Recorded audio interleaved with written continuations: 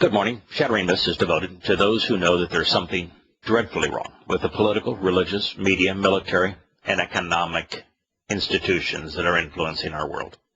We know that they are the problem and not the solution. Therefore, our mission is to look behind the headlines, to know who is perpetrating these tragedies that are besieging our world, because based upon the plague of adverse influences, we have at most 15 years before the collapse of the world as we know it. As a result, in our second hour, we're going to engage God on his terms through evidence and reason. We're going to consider the terms and conditions of his covenant relationship, since his guidance regarding this relationship provides the only reliable escape. Our phone number for those who would like to participate in this discussion is toll-free, 877-376-45.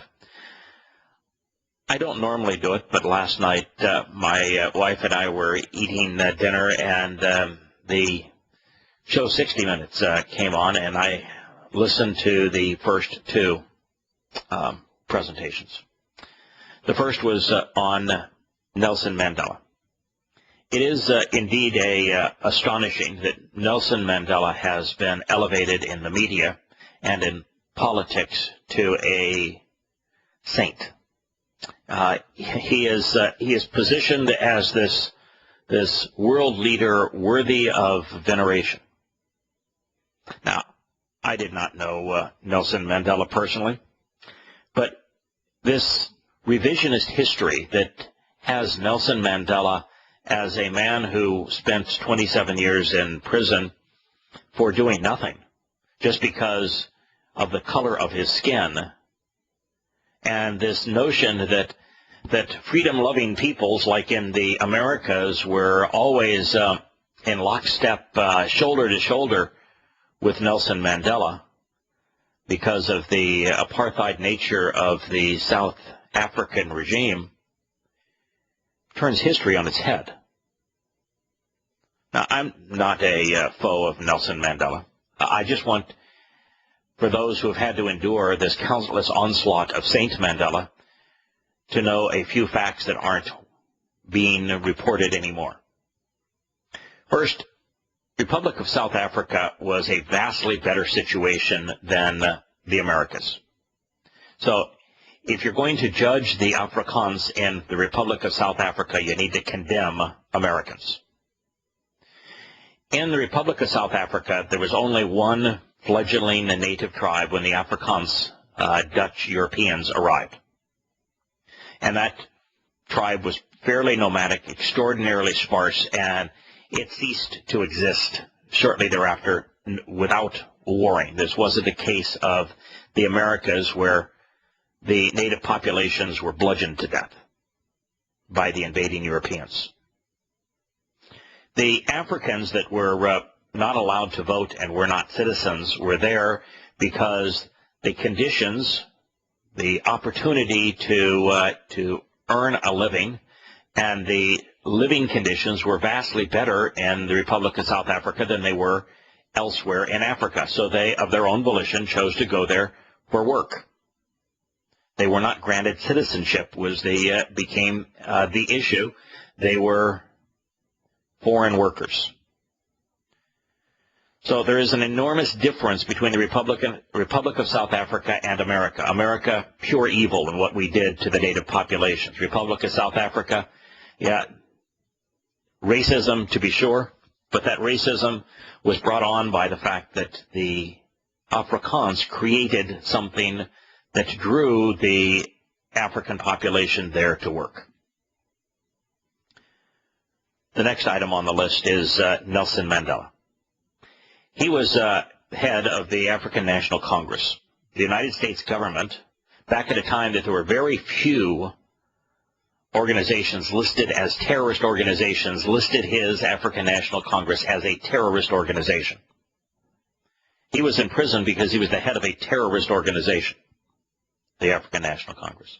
Also, the African National Congress received virtually all of its funding and weapons from the Soviet Union.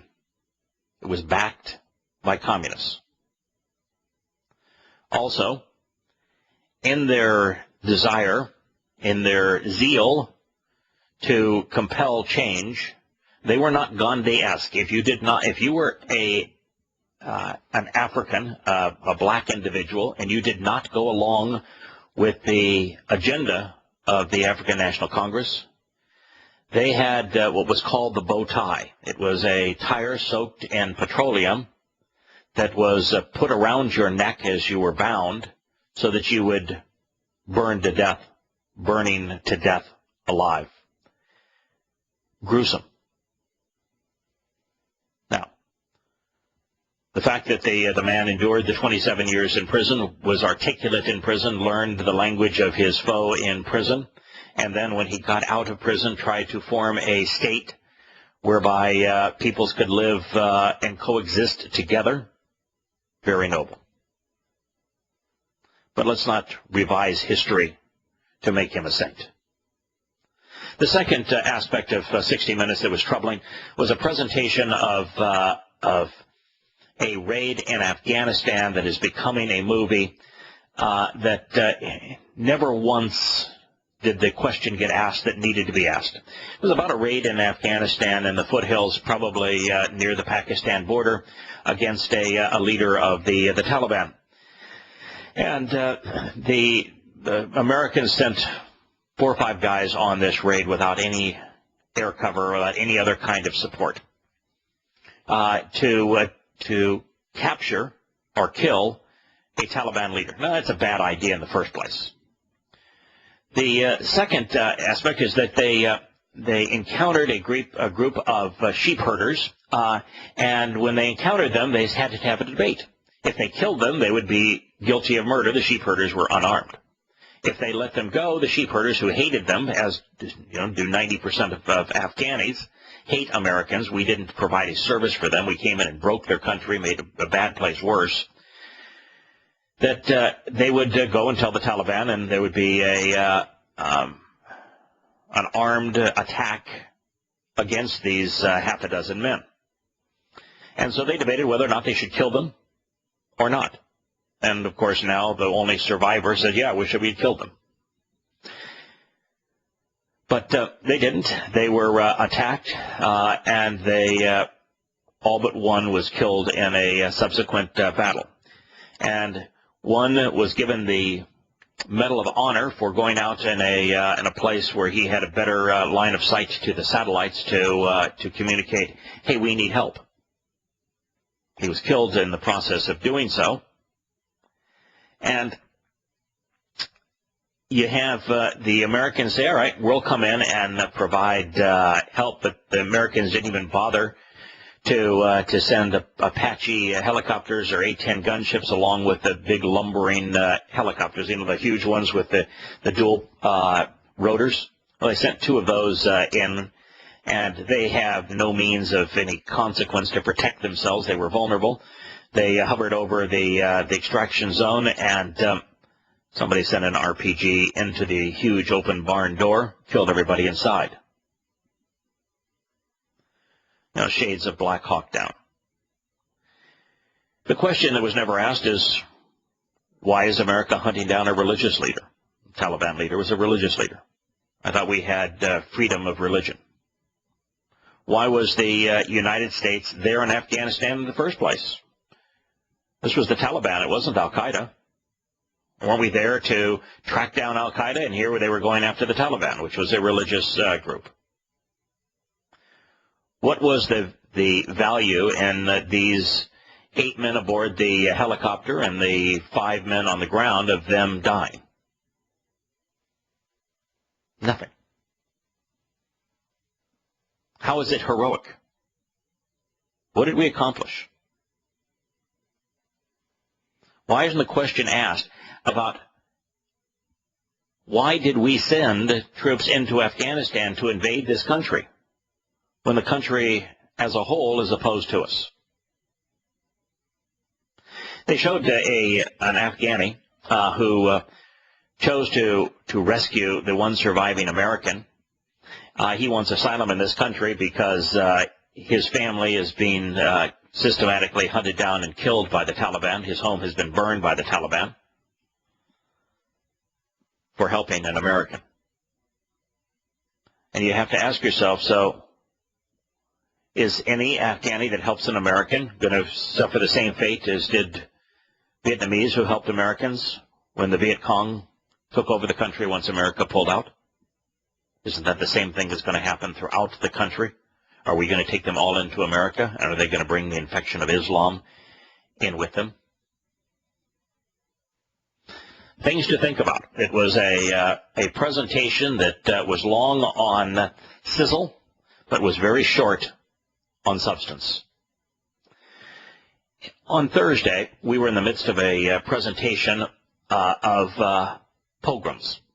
It was a term that I had to sheepishly admit that I was unaware of. I had not heard the term. If I had never made a connection to it. We were reviewing the riots and protests that are taking place, mostly protests. I shouldn't probably use the term riot, but certainly protests that are taking place where many hundreds of thousands of people are marching against the government of the Ukraine.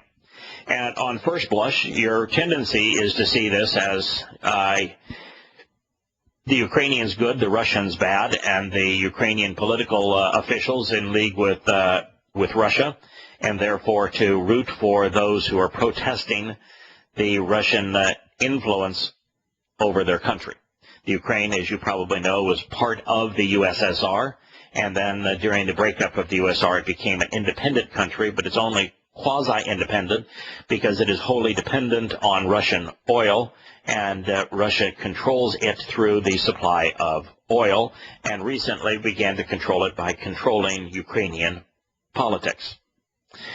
The Ukrainians wanted to break free of that by forming a trade agreement with Europe and the European Union, which was torn asunder by the surrogate Russian leader in the Ukraine, which led to these protests. Now that caused Putin, who is a very corrupt individual, but one whose insights sometimes are worth considering, as the man that kept America from starting the Third World War when he proposed eliminating Syria's chemical weapons. But he called these protests against the government a pogrom. And we began to study the history of pogroms, and we'll continue that after Shattering Myths continues with the commercial break. Welcome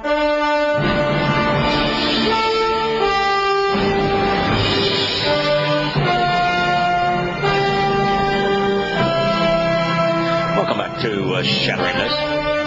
As we look to see why Vladimir Putin spoke of the revolt that is taking place in the Ukraine as a pogrom and said it reminds him of pogroms, we find that the 1905 pogrom of Odessa. Odessa is a city on the Black Sea that is in the midst of the Ukraine, part of the Ukraine. This from Wikipedia says that the 1905 pogrom there was the worst anti-Jewish pogrom in Odessa's history. That's like saying that the outbreak of smallpox in Massachusetts was the worst outbreaks of smallpox in Massachusetts, I guess. But between October 18th and 22nd in 1905, ethnic Russians, Ukrainians, and Greeks killed over 400 Jews. And they damaged or destroyed over 600 Jewish properties. You know, when people are isolated and hunted down based upon their race, there's something extraordinarily disturbed about the hunters. It always tells you vastly more about those who are perpetrating the crime than the victims of the crime.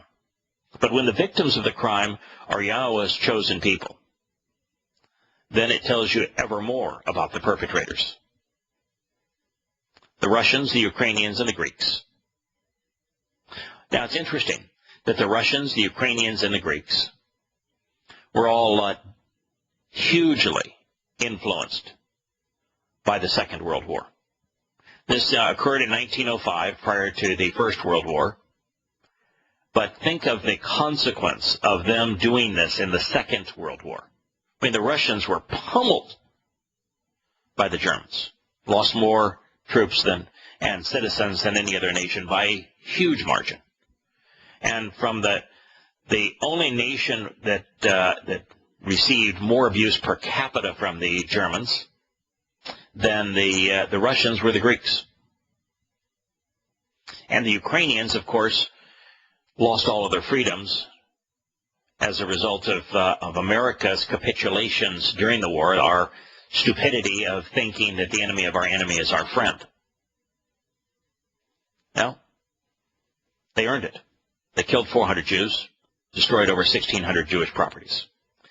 Following the Odessa pogrom of 1905, there was also the Warsaw pogrom, the Kiev pogrom, the Kiev pogrom of 1905 as well, the Bialystok pogrom of 1906, and after the 1917 Russian Revolution, the Communist Revolution in Russia, there were two other pogroms.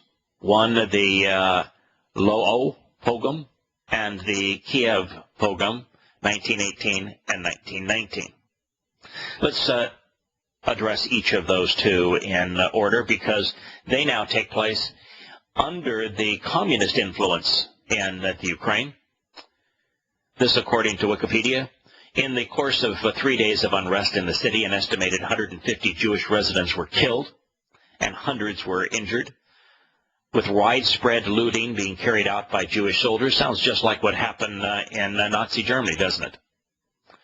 Or those pretending to be Polish soldiers, as well as lawless civilians and local criminals. 270 more Ukrainians were killed during this time as well. The Poles did not stop the pogrom until 2 days after it began. Notably, in other words, they were tacitly complicit. Notably, the independent investigations by British and American missions in Poland stated that there were no clear conclusions, that the foreign press reports were exaggerated. Great. So America was aware, of the deadly anti-Semitism that was taking place in Poland and turned a blind eye to it. You know, it's not a surprise that Nazi Germany found it easy to create the Warsaw Ghetto of Jews prior to hauling those Jews away into concentration camps, and that Auschwitz and the worst of the German concentration camps for Jews were in Poland. And based upon Poles' treatment of Yahowah's chosen people, it's no surprise that Poland was absolutely destroyed by Nazi Germany. The events, widely publicized in the international press, led to President Woodrow Wilson, who was America's chief scum at the time. He's the guy that was disingenuous, completely dishonest, getting America into the war, but he's also the fellow that gave us the income tax and also the Federal Reserve, appointed a commission tasked with investigating the excesses against the Jewish population. The report is that a wave of pogroms, not just this one, beginning in 1980, swept across Polish towns in the western areas, particularly of Galicia, and we will soon learn how many thousands of Jews were killed prior to the concentration camps. The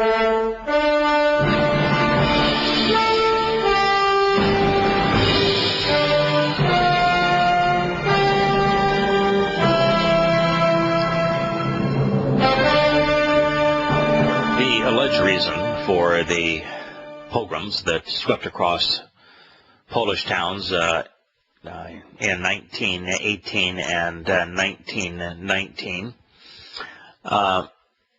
is that Jews served as scapegoats for the frustrations behind those who were engaged in World War I. Polish individuals and military commanders spread false, inflammatory charges against Jews, just as they did in Nazi Germany, just as they did in Communist Russia, just as they did in Tsarist Russia, including claims that Jews were waging an armed struggle against Poland. Now, there are so many conspiracy theorists that point their fingers at Jews today and say that Jews are the reason behind every calamity in the world today. And the fact of the matter is that Jews very seldom fight. Until Jews had their own homeland in Israel, they very seldom would pick up arms to fight anyone. The last time they did it, prior to trying to defend their homeland against Muslims over the last 60 years, was against the Romans. Did not turn out very well for them at that time. Hello, Glenn. It's good to have you as part of the program again. Do you have a comment on these, the anti-Semitic nature of the Ukraine? Yeah, well, the current situation in the Ukraine, it's so weird. We see TV coverage, we see people in the streets, numbers, and we have a tendency to assume that when we see a protest, this somehow is necessarily a grassroots, movement that represents the, will of the people at large. And this is not always the case. You have to see who's fomenting what. And if these poor, foolish Ukrainians think that affiliation with the EU, fallen for the ruse, that affiliation with the EU is going to provide them with prosperity through better access to European markets, and that it will deplete them of any semblance of national sovereignty which they currently hold, they are sadly mistaken. If you look at the nations that are affiliated with the EU, or some of the stories that people talk about with the EU Parliament members, and what a ridiculous top-down bureaucracy that is, and how the members of the EU Parliament can't even keep up with the garbage that comes flowing down from above, and they have to sit there and vote, and they barely have time to be apprised by their researchers as to what's going on in the place. The EU. Yeah, let me ask you this question, Glenn. Out of Belgium. Yeah, let me ask you this question. How is European influence from the EU helping the fine folks in Cyprus? Didn't they have all their savings confiscated? Yeah, precisely. And the thing is, that was all nice and legal. They dotted the I's and crossed the T's in this flow of bureaucratic crud that just comes from the top down out of Belgium. And like I say, the representatives don't get the vote. How's it working for the Greeks? Are they feeling prosperous? Right. How about the Italians? How about the Spanish? How about the Portuguese? How about the northern part of the United Kingdom in Northern Ireland? How about all of these places? How about France? The economy of France is really soaring, isn't it? Yes. Right. Well, France is in a terrible recession. They started after World War II with a loose affiliation supposedly to facilitate the distribution and sale of steel. Then they came up with a common market. It wasn't a government. I don't know why I say, this is not a government, this is not a government, this is not a government. It's like a military thing. This is not an assault. This is not an assault. This is not an assault. And they went from the loose confederation, correct, to sell steel, to the European Economic Community, to the EU, and now it's all a top-down oligarchical bureaucracy coming straight out of the beast, the belly of the beast in Belgium. Yes. But, and by the way, it's all controlled by now. Yeah, it's all controlled by money as well. And one of the things that is troubling about all this too is that it is very socialistic. And you have the Pope out there now claiming that capitalism is this horrible thing and promoting socialism, and yet you look at every place that has been affected with the socialism, and with the maybe 2 or 3 exceptions, the experience has been to take everybody down to the lowest common denominator. And it is indeed what is happening throughout Europe. Well, yeah, part of the confusion is this notion of free market capitalism, which is basically, tyrannical fascism, as opposed to like a reasonable form of capitalism with tariffs and market controls and protections, and reasonable trade. Capitalism can be fairly administered, but we're given the false dilemma between the exploitation of free market, versus socialism. Is just insane. But the Ukrainians are far better off with the trouble they have, in their affiliations with Russia, the problems they've had with their affiliation with Russia or other Eastern Bloc nations, and they can find other ways to expand their markets and their industrial base. They don't need the EU to drain them of all sovereignty. Yeah. After we finished covering the pogroms and their history, which I found to be the most telling, it's always interesting when people get pummeled. And the Ukrainians, it's one of the richest environments in all of Europe, and yet the poorest people. And so you always wonder what causes that kind of dichotomy. And you turn back to Yahowah's statement, "I will curse thee that those that curse you." And you see that, boy, these people dug their own grave in that regard. But the other aspect of this that we will move into is that the United States is just filled with people that think we ought to be involved in everybody else's business.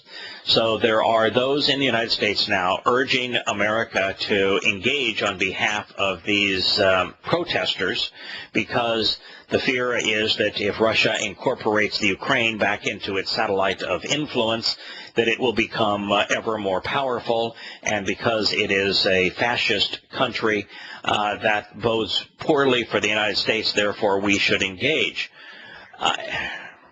I want to tell you, this is very much like the situation we see in Syria, not as bad as that one, but in that there really isn't a good side here. Right. There isn't. And you're a part of this persecution of the Jews. If the Rothschilds, the Satanist Rothschilds, the Rothschilds are occultic Satanists, and by maintaining a nominal, ostensible identity as Jews, they bring down, in their banking exploits of the people, they end up making the Jews vilified. These Jews who have nothing to do with that. At the highest levels, the Rothschilds are Satanists. And then they get other people to say, but those Rothschilds are Jews, and then they foment ire against Jews who have nothing to do with these evil people at the time.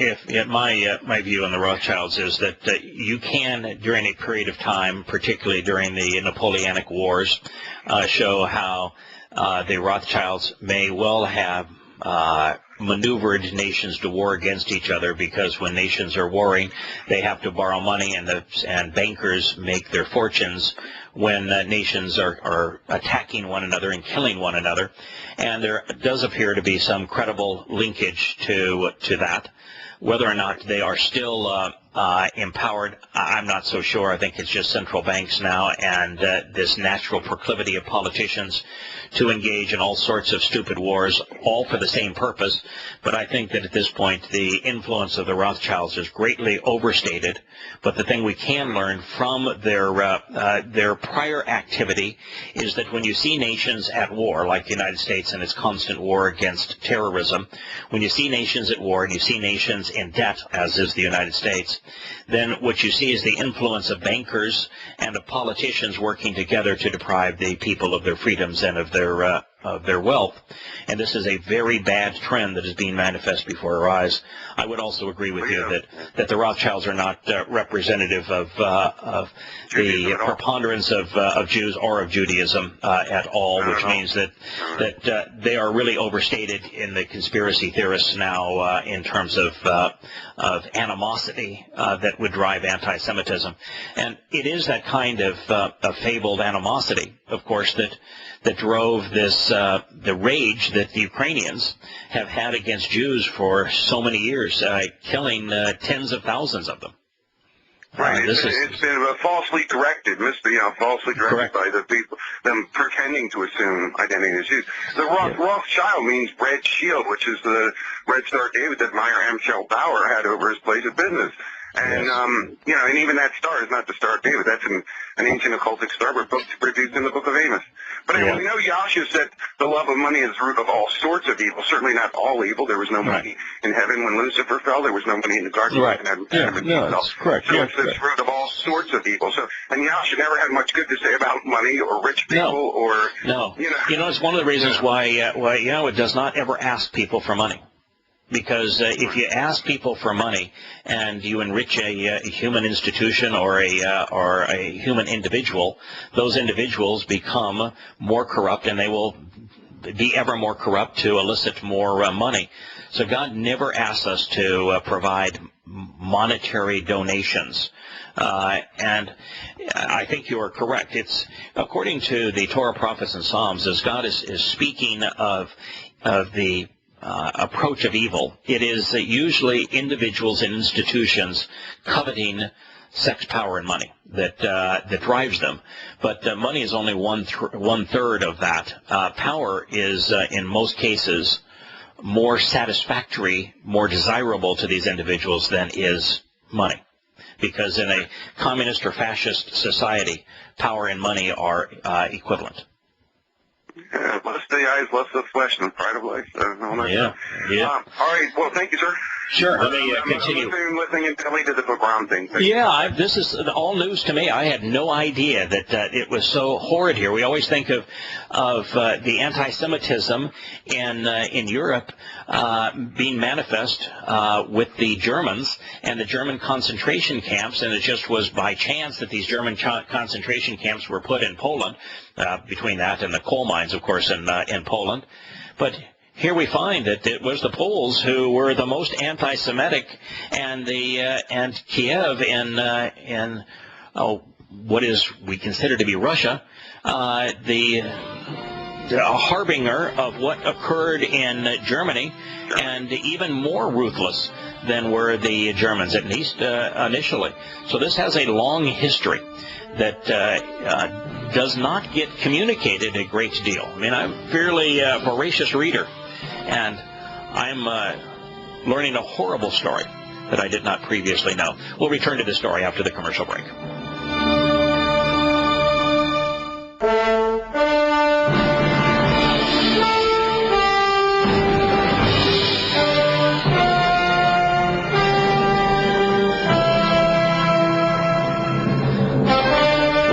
Shattering Myths, as we consider why Vladimir Putin referred to the protesters in the Ukraine as being similar to the pogroms of the past.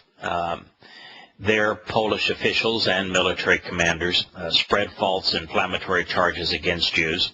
They claimed that Jews were waging an armed struggle against Poland.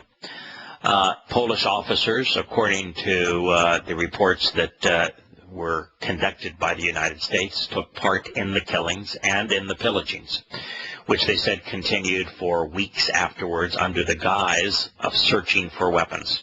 By the way, that's going to happen in the United States. Under the guise of searching for illegal weapons, pillaging will take place. If you look at what occurred in outside of Waco, Texas, with Koresh, that whole raid took place for the search of illegal weapons, and it led to the complete destruction of the compound.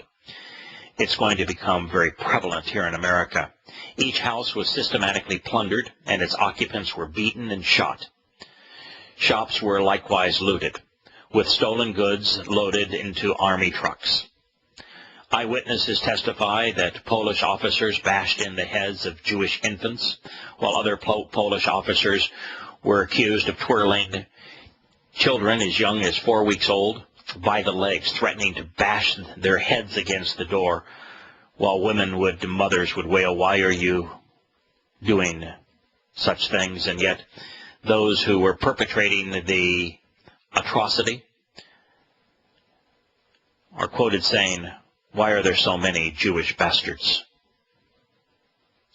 Hate, deep-seated hate. Hate borne out and played out in the military and the politics of Poland. And let's not forget the religion of Poland. The Poles are overwhelmingly Roman Catholic. Anti-Semitism grew out of their politics, out of their religion, out of their military. The Polish media even blamed the Jews themselves for staging the pogrom, which is very much like conspiracy theorists do today. The Kiev pogroms of 1919 refers to a series, this is the second one that occurred after the Bolshevik Revolution, refers to a series of Jewish pogroms in various places around Kiev carried out by the White Volunteer Army. And here's a summation of them. On June 23rd, a pogrom led to the deaths of 45 Jews being massacred, and 35 Jewish women were raped by those in the army. And Justingrad on August of 1919, a pogrom made its way through a unspecified number of Jewish settlements where Jewish men were murdered and women were raped. And then the Kiev district in October of 1919, the pogrom carried out by the Cossack and volunteer troops. 14 Jews were massacred, 9 were wounded, 15 Jewish women and little girls were raped in 3 days of carnage. The Kiev pogroms of 1990 proved to be the first of many such events. There were a total of 1,326 pogroms across the Ukraine at that time. Do you hear that? The stories we've been telling are part of many such events. So there were a total of 1,326 of these pogroms across the Ukraine during this period of time, in which between 30,000 and 70,000 Jews were massacred. These people do not deserve our sympathy. They deserve our scorn. The pogroms were marked by utmost cruelty and face-to-face brutality. Thousands upon thousands of Jewish women were raped. Hundreds of homes and villages were pillaged. Then Jewish neighborhoods were left in ruins. According to some estimates, overall in the pogroms of 1918 and 1921, 500,000 Jews were left homeless. Of these, 54% were committed by Ukrainian nationalists. The remainder by troops of the White Army, that'd be about 17%, and the Bolsheviks' Red Army, about 3%. These estimates include deaths due to massacre-induced disease or starvation. Most recent estimates, based upon newly available Russian records, judge the percentage killed by the volunteer army to be much higher, perhaps as much as 50%. That would be the White Army of white supremacists. The most significant pogrom in Nazi Germany, of course, is Kristallnacht of 1938, in which 91 Jews were killed and another 30,000 were arrested and some subsequently incarcerated in concentration camps. 1,000 synagogues were burned and over 7,000 Jewish businesses were damaged or destroyed. Other pogroms in World War II included one in Fahud, Iraq, but also in Romania and even others.